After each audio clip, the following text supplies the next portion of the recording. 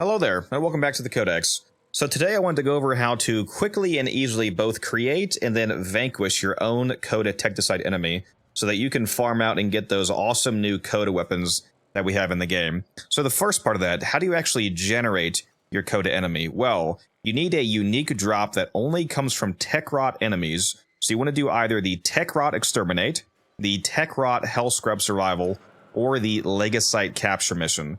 Those three missions will be guaranteed to have the enemies eventually drop the CD-ROM disk that you need to summon your Coda enemies. Now, it's worth noting that the bounty versions of these missions also work. So if you want to do the bounty version of a Tech Rot Survival, for example, and also get your daily standing, you are able to multitask like that and do, more than one grinds at once. So it's very nice that it works out that way. Let's go ahead and hop into this mission, for example, and I'll show you exactly what the drop looks like and what to do with it. So you'll see I've only been in here for less than a minute, and already I got the drop that I needed. It is this Crazy Girlfriend single right here, which is apparently my new band name. So you want to go ahead and pick that up, and don't go down like me and be terrible at the game, apparently. So let's go ahead and get back up real quick here. So once you see this disc, go ahead and grab that, and then take it to the nearest marked computer. For example, let's go over here. And you want to hack this terminal. Now, whether or not you successfully hack or fail it, you will actually summon your Coda enemy no matter what. But you do want to succeed, so I'm going to use a cipher here to instantly do it. Because upon success, you have a small chance of getting a free Potency mod as a drop. And we'll talk about why you want those later on. So, I now have my Coda enemy spawned. If I open it up here, you'll see that you have the whole band here. Actually, it's not just one person. It will randomly pick one of the band members as the front man. In this case, it's Drillbit. So he's the one that will always talk to you, for example, when you open up the screen. You can also see the rewards that you'll get, which includes the live heart cells, which is the most important resource, and it's how you actually get the weapons, which we'll talk about towards the end of the video, along with what other cosmetics you might receive, and their weaknesses and resistances. For example, this one is weak to both viral and gas damage, and he's resistant to puncture and magnetic. Now, in terms of him being the front man, there's a secondary system to that called duets. If you go to your computer here, you'll see all of these missions that are marked with the green squiggly lines. At the bottom right, it says duet chance. What a duet is two of the secondary band members coming and attacking you, and that is when you can attempt to stab them and build up your malware disinfection meter here. Now, what do you actually need to build up that disinfection meter? Let's go ahead and go to the arsenal. So just like the Sisters of Parvos and the Kubaliches, where you need unique mods to interact with the system, you need the antivirus mods to properly stab and take out your Coda. The difference, though, between the Kubaliches and Sisters of Parvos and the Coda is that out of the 8 antivirus mods that exist, only one of them is actually the correct one. So you only need one antivirus mod equipped to successfully do the stabs. So the quickest way to find out what the correct one is to put on 3 different random antivirus mods and keep checking 3 at a time. That way, at most, it only takes 3 stabs, because that would be 3, 3, and then 2. That way, you would check all 8 in 3 stabs. Statistically speaking, you should get it most of the time within the first 2 stabs, since that means that you're checking 6 out of 8, which is a 75% probability. But what about when you do find out the correct antivirus mod, which means that you no longer need the other 2? For example, what if Anti-V is my correct mod, therefore meaning it's the only thing I need equipped? Well, that's when you start using Potency mods. See, when you stab an enemy, you only get 5% increased to your malware meter for a successful stab, or for successfully completing one of the Coda marked missions if they don't spawn. It's one or the other. So 5% is not a whole lot to get per stab. That would take a lot of stabs to get to 100%. But thankfully, they gave us Potency mods, which increases that. For example, here's Immunoshield. It says gain 15% disinfection and 5,000 affinity. All of these mods have a primary effect of either giving you 15 or 10% increased disinfection on the stab, and they have a secondary effect. You'll notice that the 2 mods that give 15%, which is the highest, have really useless secondary effects. For example, 5,000 affinity, or they drop 10,000 credits. Both of these are not useful basically at all, but the 10% mods have effects like 10% chance to drop a live heart cell, or 25% chance to drop a potency mod, and a 25% chance to drop an antivirus mod. So basically, you're weighing the pros and cons between building up your meter faster by using the 15% mods or getting better secondary effects by using the 10% mods. So you can weigh that out and essentially determine, do you want to complete your coda as fast as absolutely possible, or do you want to get better secondary effects?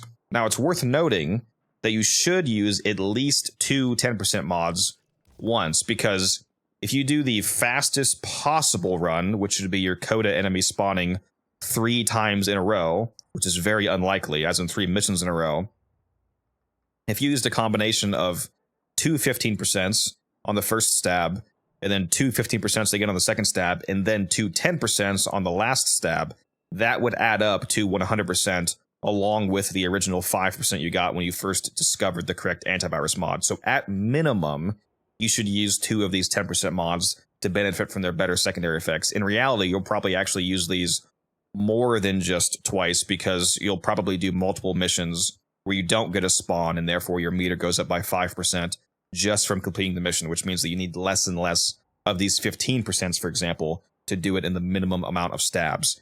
Now, let's go ahead and talk about how you actually get these antivirus mods. So if you go to the bounty board here, there's a new unique bounty they added. It's worth quite a bit of standing on Steel Path, especially. It's 11,250, and its exclusive reward is giving you randomly 1 of the 8 antivirus mods. So keep running this until you have at least 1 of each of the 8 antivirus mods, because you don't know, of course, which ones you're going to need. Now, the other kind of mod, the Potency mods, those will drop off of random tech rod enemies, so you'll acquire those naturally just as you farm your way through this process. Once you have, ideally, at least 1 of each of those antivirus mods, keep running these marked missions, which is exclusively the Exterminates, the Survivals, and the Legasite Capture. It will never be the tank fight, or face-off, or the stage defense. It will always only be these 3. So every time that you complete one of these missions and the duet doesn't spawn, the chance goes up by 25%. So for example, right now is 25%, which is the minimum. If I were to complete this mission and they don't spawn, this next one would be 50%, then 75%, and then guaranteed at 100%.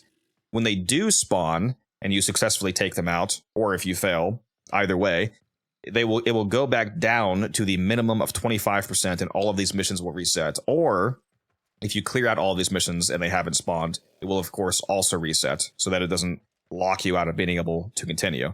Let's go ahead and showcase what it looks like and what you have to do when they finally do spawn in. So once they do actually spawn, like you see here, you need to make sure that you take both of them out within 30 seconds of each other, because when you take one down, they have a 30-second timer until they get back up, and you're only able to attempt a Coda injection stab if they are both down. So now that I've downed both of them, I'm going to go ahead and stab them, and since I already know I have the right mod on, plus 2 potency mods, I'm going to get plus 35% disinfection here, and I'm very, very close to being complete. So now that my malware disinfection meter is at 95%, and completing one of the currently marked missions gives you 5%, that means that I can simply go finish any of the currently marked missions, and even if the Coda enemy doesn't spawn, my meter will hit 100% and send them off to the Veil Proxima. So let's go ahead and do that and see what this final encounter looks like. While I could have completed the mission to get that final 5%, my Encore, or rather my Duet enemy, actually spawned in again on a only 25% chance, so I'm going to go ahead and stab them, and that'll send them off to the Proxima here once I finish this fight. So let's go ahead and make sure they're both downed again within 30 seconds of each other. Here we go, and then I stab them, and this is the final percent that I need. So it's going to say here that the meter has filled up all the way, and that they have fleed to the Earth Proxima. So now we need to go off to Railjack and do this final encounter at the infested stage. So now that I have my disinfection meter 100% filled up and I've sent off my enemy to the Proxima, I can go to my navigation here, go to Railjack, and you will see a Technosite Coda concert mission spawned here by the Earth Proxima area. We're going to go here now, and this is going to be the final encounter, and it's a 2-part stage mission between the Railjack portion of it and the final showdown, which takes place as a regular Warframe fight. So let's go ahead and enter that mission. So here we are in the Railjack portion of it. It's a 2-part mission here. First, we need to take out the 2 speakers. And as you approach them, you're going to be hit by an EMP pulse that disables the ship. This is unavoidable, as it is hard-coded part of the mission. What you have to do is take out 2 of these infested tumors that spawn on your ship, along with killing all of the boarding enemies. So here's an example of one of the hive infestations. You just want to pop that real quick, and you're able to see this on your minimap. So I go back here, pop this, and then I just need to take out the rest of these 35 enemies. And of course, if you have good crewmates with things like Kubazars and whatnot, it will be much faster to take these out because you don't have to do it all yourself. In fact, my crewmate actually, I think, has killed more of these enemies than I have. So now that that's complete, go back to my ship, and you can just use all your usual means to take out these speakers. So I can launch my alt fire here. The ordnance is called. Your ability, such as this, then you can just do the main fire. It's very easy to take out. Now we just go over and take out the second speaker, which is again the same process. I'm going to be hit by an EMP pulse. We're going to have all these borders. And then again, we just blow up the speaker. Now that that's done, the stage is going to reveal itself here, and you'll be able to board here and do the final encounter. There we go. Let's go ahead and fly up. Very cool looking, by the way. Go ahead and exit your ship. Now we can finally enter the stage. There is a bit of dialogue that you can listen to here at the very beginning on the monitor. And then when you're ready, go ahead and shoot the screen, and it will open up the door here. Then it plays this little cutscene, which I'll let play for you guys here in case you want to see it.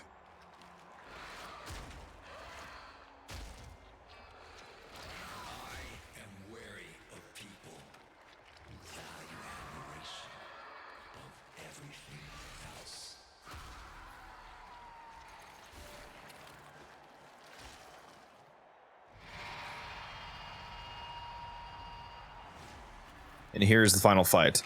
Now, I'm being very boring and playing as Revenant, which means that I ignore absolutely all damage, but typically, the way that the stage fight works is that all of these attacks that come from the stage, they are attempting to debuff you. As you can see the top left here, it says, avoid stage attacks or suffer double damage.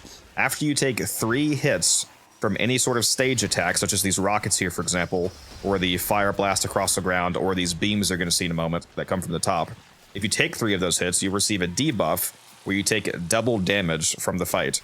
So of course you want to avoid that if you're playing as a frame that's not literally immortal, such as Revenant. And then just take out all of these normal enemies that are spawning here. And after enough of this, you will eventually get attacked by the actual Coda Technosite band members here. So now you just need to take all of them out, which I will quickly do here with the Burst Incarnate. We'll attack you one by one. And once you do that, you will move on to the second phase of the fight, and it's essentially just a rinse-repeat. Let's go ahead and skip that. Now again, same thing, you just need to avoid these stage hits so that you don't get hit with that double damage debuff. And then dispatch any regular infested, not infested, tech rot enemies that you see here. Now, if you are playing as a frame that actually takes damage, unlike Revenant, these stage attacks actually do quite a bit of damage, especially if you do, unfortunately, get the double damage modifier on yourself. You are able to be one-tapped on a lot of Warframes.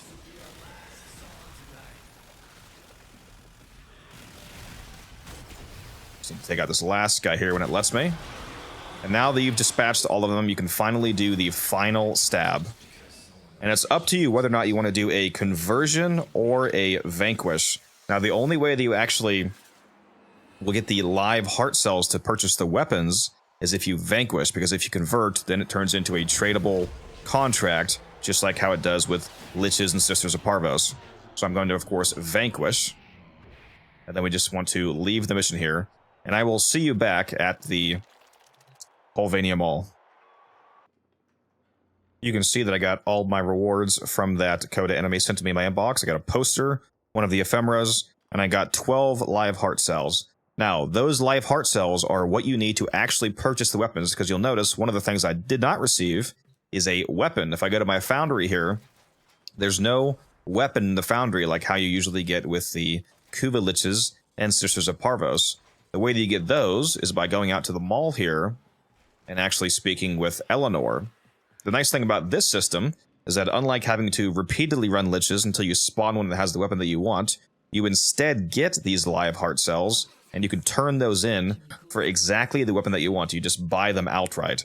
Now, since I actually have 21 heart cells, I'm able to buy 2 of these. So you just go and you find the one that you want. For example, I haven't purchased the Motovore yet, so I'm going to go ahead and click Purchase on this. Now, this is the same as the Ergo Glass system, where it's on a 4-day rotation, and the element, you can see it here. For example, the Coda Hema has a 25.2% electric element currently. So if you're interested in that, you can go ahead and buy that. That's an example of another weapon I don't have.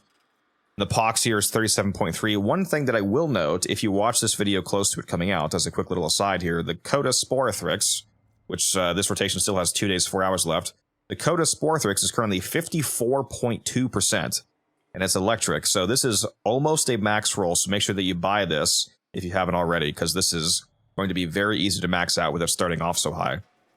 I'm going to go ahead and buy the Pox, for example, and now I'm down to only 1 live heart cell left, so I need to go ahead and grind out some more of those Coda enemies. But it's very nice how they laid out this system. Super easy to get exactly what you want, since the Coda fights are so quick. You don't have to constantly respawn any Thrall-like enemies to get the right weapon. All the kind of things you have to usually do for the original 2 systems, the Kuva Liches and Sisters of Parvos. So yeah, that's about it, guys. Hopefully that helped you out. I really like this system. It's by far faster than both Liches and Sisters. It's very streamlined, very easy to do, very player and user experience friendly. Let me know down below, what do you guys think? How do you like this system? How do you like the new weapons, if you've played around with them yet? You can look forward to some videos coming out from me, of course, later on, covering some of those, especially some of my favorites like the Sporothrix and probably the Synapse when that comes out. But anyways, hopefully it was helpful, guys, and I'll see you in the next one.